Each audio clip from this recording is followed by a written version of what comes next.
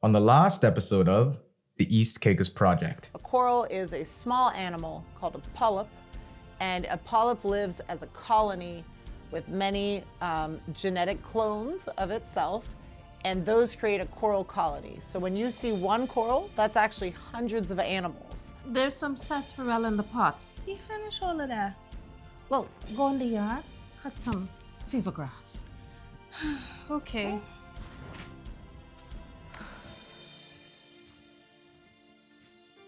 But the island itself is beautiful. I think it looks like what Provo would have looked like maybe in the 50s or the 60s before all of this development took place, before anything was there, and it's just nature in its natural state. You have to eventually get them in.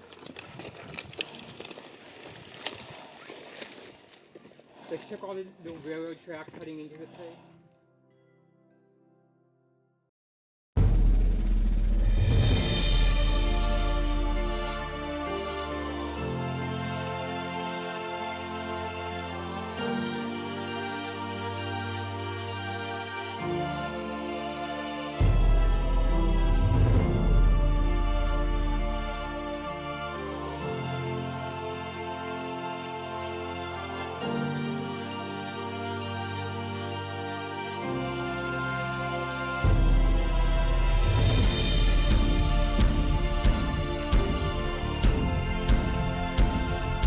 East Caicos is the largest uninhabited island in the Caribbean. And East Caicos also provides a shield for the rest of the Turks and Caicos because of our coral, our mangroves. So if a hurricane or storms or coming in, East Caicos act as a shield. Flamingo Hill is the highest point in the Turks and Caicos, standing at 48 meters. Did you know, locals would claim that there was a time when flamingos would nest on Flamingo Hill, and from a distance, the hill would almost appear pink. What is more likely is that from the top of the hill, you could see flamingos nesting at various flat and wetlands around the island. On day 2, our team made the trek from level ground, hiking to the top. It took them about 20 to 30 minutes.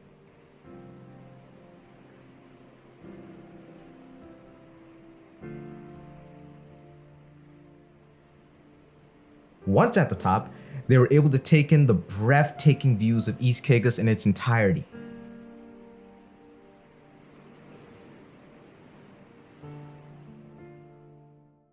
As well as see a small section of Middle Caicos and the keys in between.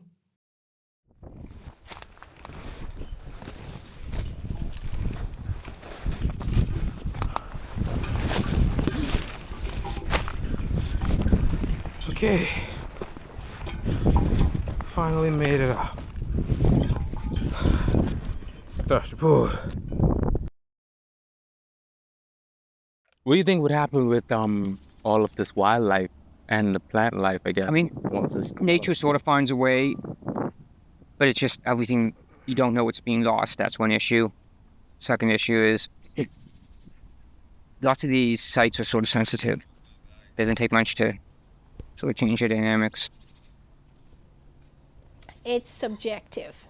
Subjective meaning that whether a person cares about East Caicos or not is heavily dependent on their affinity or their attachment to that island, or if they've interacted with it, or if they have any kind of heritage. So I did a whole thesis on coastal cultural values, and these are the non-material benefits that we get from the natural world. We find out that cultural values are directly linked to landscapes, and how they derive is through human interaction with the landscape. So people interacting with their landscape giving rise to cultural values, and cultural values being like, I feel a sense of identity because when we used to go to East Caicos, we used to go wild cow hunting, and it's a part of who I am, and these and that. So that's where the level of care comes from,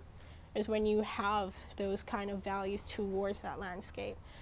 Now, whether it's a belonger or a foreigner, It's all subjective to their interaction with the island. I do know that in the past there would have been attempts for development to take place on East Caicos. I believe that there aren't many places in our region like East Caicos that's untouched, and I believe that there should be a consciousness in what we are going to do, how we are going to develop the island. It's easy to put up a hotel anywhere. Maybe not so easy, but you could put up a hotel anywhere. If the natural island is changed, you can't just unchange it and remove a hotel or something like that. So I believe that what we have, there must be careful development. The flora and fauna, we can learn from that. There are persons who may come. You see, the thing is too, people may not always come to Turks and Caicos, say sand, sun, and sea. Yes, they could come here, they could go anywhere. They might want to go to East Caicos. They might want to camp out a night to go and see. I don't know if any more of the cows are still there, but whatever is there, they might want to see that. And I think it would be good for us as Turks and Caicos to really try to maintain as much as possible the natural element, the natural environment that exists in East Caicos. There's a lot of options there. Like you could have a small little research center out there. The government could have university connections. There are places in the Panama jungle where people go and there's laboratories there and people can come and do research that benefits the country as well as the general science. But there's a lot of potential. There are so many ways to do that, but that would involve political will and a will to just keep East Caicos wild. As a conservation status, it could still bring in economy if it was done in the right way through research and universities. But I think even then I wouldn't want to put a building there. I just keep East Caicos wild. I think that that we need to start writing, and recording these stories from these men who have traveled to and who have used East Caicos as and through interviewing and talking with these people, they talk about how East Caicos fed the whole of the Turks and Caicos Islands because of the abundance of wildlife and fish and lobsters and conch on East Caicos. Tourism is a huge sector within the Turks and Caicos Islands. In 2018 alone, we saw 1,463,085 visitors. As an uninhabited island, East Caicos has attracted attention from potential developers. Our team was tasked to capture the beauty of East Caicos in its natural state and gather local opinions regarding what they would like for the future of East Caicos. Finance was the main concern. Many questioned, how is this going to make money? And how can we make money from this? This led the team to weigh up the pros and cons of development on East Caicos. The ultimate realization was there is a potential financial gain without the developing of East Caicos. At the moment, if we have to say, okay, is East Caicos currently providing any financial benefits? Well, we're not, only in terms of research and some of the permissions and things that are done for that. But the ecosystem services, those have to be viewed as actual financial benefits, because when they do help us, when that storm does come, that is real money. So we need to view these hypothetical values when we talk about the food provisions. Fishermen from South Caicos on a calm day, they love to go to East Caicos, so it does provide a lot of financial benefits in that sense. Tourism is our #1 product, okay? And we look at East Caicos, and East Caicos can be a place where people, high-end, people will pay monies, to be on an uninhabited island, because in their minds, no one has ever walked this place. And through my research and talking to people, most Turks and Caicos Islanders have never set foot on East Caicos, and I think that East Caicos can be beneficial to these people that want to have their, say, their tour companies offering low impact tours, offering bonefish tours. And so the benefits will be great in terms of being able to create funding and finances and build into people's lives.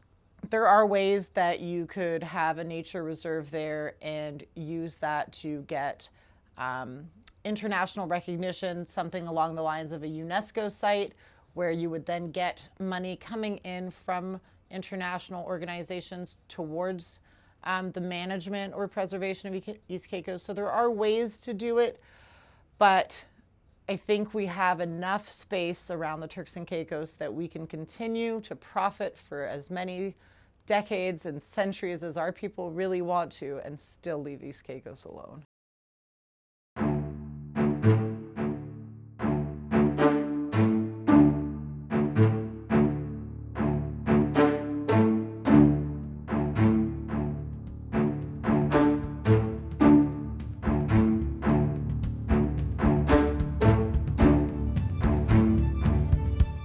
My first answer would be the locals.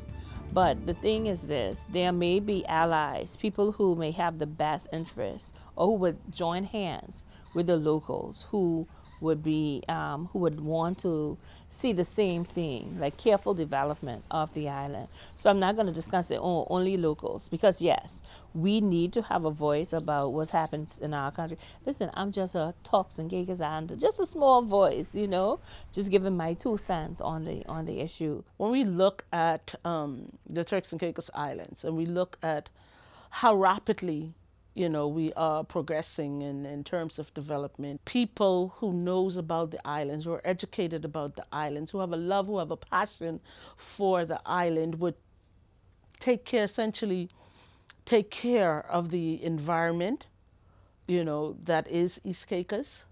And I think for the most part, if we have foreigners come in, we can have, foreigners that love nature, the environment. But basically people come to a place to make money, and their last resort and their, is monies. And I think, yes, definitely, if we have a local organization, it's going to be about money. But I think that it'll be more of us around the table, making the decisions and trying to protect what we have here on East Caicos.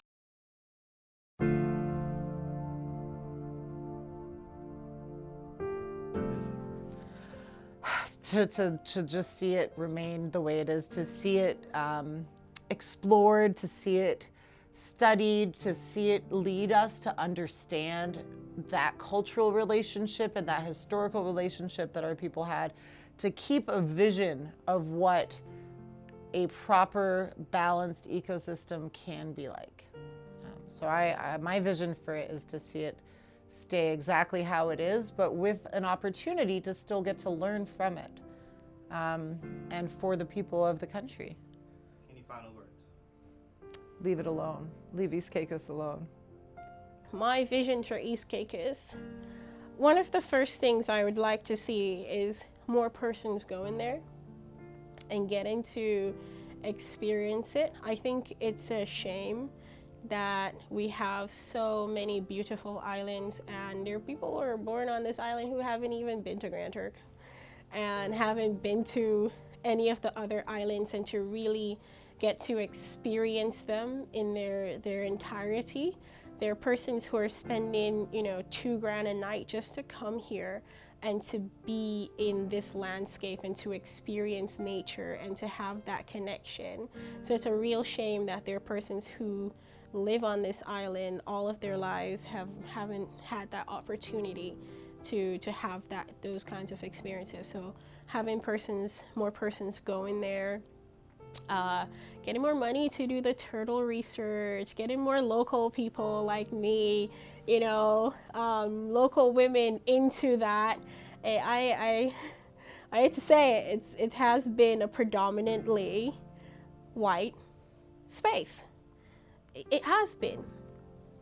And I would like to see, in my vision for Turks is to have a whole coalition of local environmental scientists and, you know, marine biologists, just local environmentalists who care wholeheartedly about, you know, our natural landscape and how we can develop it properly so it benefits, you know, our children and all future generations. That's what I want to see.